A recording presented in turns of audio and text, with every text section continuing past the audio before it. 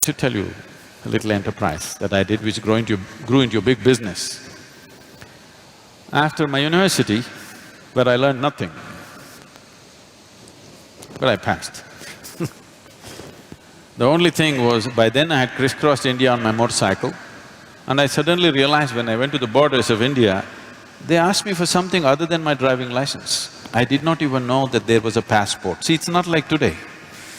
Today every child, maybe 3-year-old, 4-year-old kid knows he has to have a passport. I'm in my 20s, but I do not know that I need a passport. I went to the border and then they said, "Where is your passport?" I said, "What? I have a driving license." They said, "No, you need a passport." Then I turned back from Nepal border and came back on my motorcycle. So my only dream was, I'm going to just ride across the world. So I wanted to do something, I started kind of farming, commercial farming. I was making money.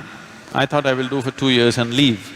But in the meantime, my entrepreneurship took off in so many different ways. Like this I went about. And then there was an industry coming up close by, they wanted to build a water treatment plant. I happened to know the person who was running the industry.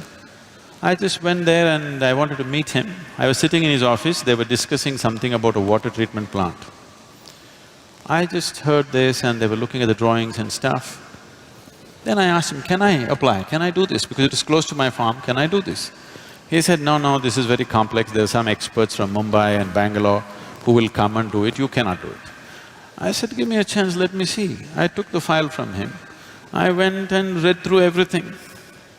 Then I went back to him after 3 days and said, "I can do this." He said, "Don't you do this, you're my friend. I don't want to do this. No, just let me give the tender." So those days, there was something called as Navakarnataka bookstalls. They were selling only the Russian books.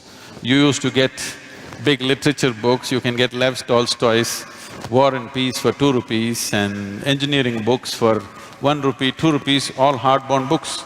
I bought 10 books about water treatment plant, sat down in my farm and poured through this day and night. I made my own new design. I went there and I gave a tender for 1.76 lakhs. Mind you, this is 70s.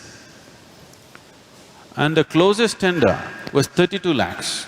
The highest tender was over 60 lakhs. He looked at this and said, "You are funny. You're not going to do this." I said, "No, I can do it." He said, "No way you can do it. Look at this, the nearest tender is 32 lakhs and you're saying 1.76 lakhs. How will you do it?" I said, "Give me 1 more day." I went back again and poured through the books. I said, "I'll do it." Then he said, "It's 90 days, you must finish this and it must work. If it doesn't work, at your own cost, you must remove it, clean the site and go, and I will not give you a rupee of advance." I again went and poured through the books. I said, "I can do it." I completed this in a little over 70 days. I did this in 90,000+ rupees. In one shot, I made 80,000 rupees, just like that. People thought this is a hit. There my construction industry started. Raja Ramanna was coming for RMP plant. He's just coming in a helicopter to see where the site is. There is no anybody there. I just went and met this engineer, he was breaking his head, "I don't know what to do, I have to mark the site." I said, "I've got pegs and white cloth. I will just go and mark the site for you." I marked it, they paid me 38,000 rupees for a 15-minute job. I went on my motorcycle and just fixed it myself. Like this my enterprise started and we grew into a major construction company. We were going very big, but then I got enlightened, so I gave up.